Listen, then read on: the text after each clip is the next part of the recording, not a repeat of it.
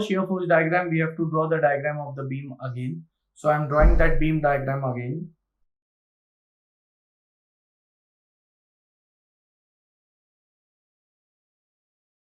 So here is the beam which they have given.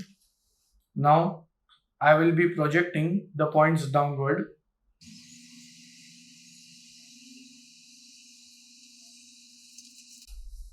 The length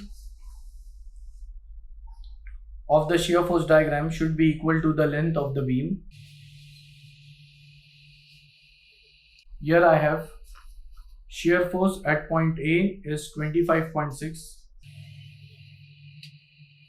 Shear force at point C, there are two values. One is minus 1.4 and the other value is minus 11.4. Then at B again there are two values. One is minus 15.4 and the other value is plus 4 kilonewton.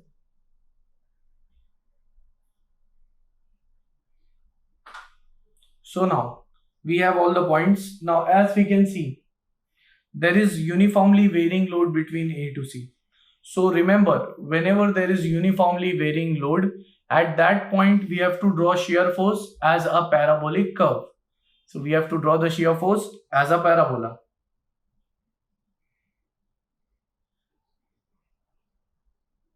So here we have a parabolic curve between A to C.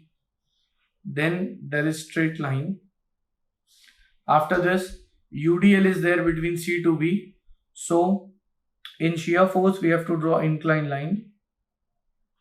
Next, the value of shear force increases from minus 15.4 to plus 4 kilonewton.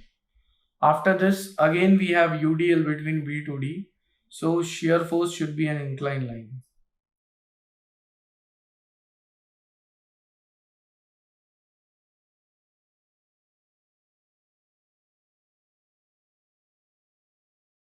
This is the shear force diagram which we have.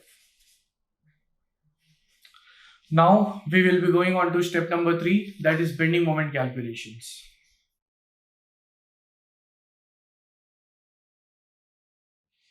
In this, the first statement is that since we have the beam which is supported at point A, so here the bending moment will be 0.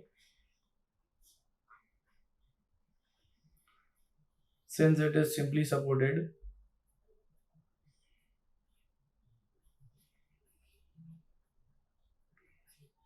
Next, at point D, here also bending moment is 0 since it is overhanging part. Next, bending moment at point B. For writing that, we should know the sign convention.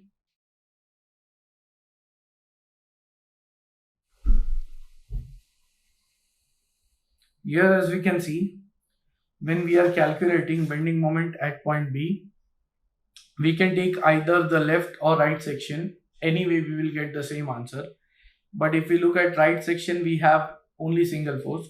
So we can calculate like this, that the intensity is 2 kilonewton per meter. I will take the moment at point B. So it is 2 into 2, which will give me the value of load, and acting at 1 meter distance, it would be clockwise moment. So clockwise moment to the right is negative. So here I have minus 2 into 2 multiplied by its distance, which is 1. That is minus 4 kilonewton meter. Then I will find moment at C, and that will be equal to 25.6 into 3 meters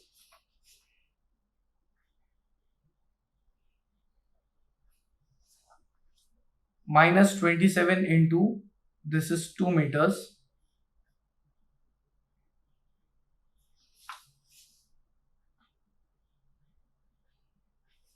so moment at C comes out to be 22.8 kilonewton meter. Now since I have calculated moment at points A, B C and D, we can easily draw the bending moment diagram.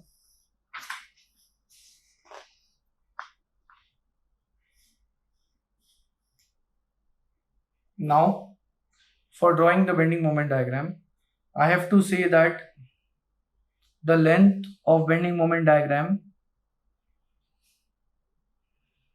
will be equal to the length of the beam. Moment at A is 0. Moment at D is equal to 0. Moment at C, the value is plus 22.8 kilonewton meter. At B, the value is minus 4 kilonewton meter. Now we have to be careful.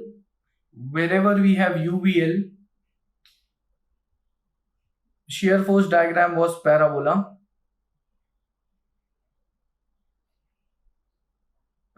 from A to C up to UVL, and whenever you have parabola, at that time when you are drawing bending moment, that should be, the bending moment diagram should be a cubic curve.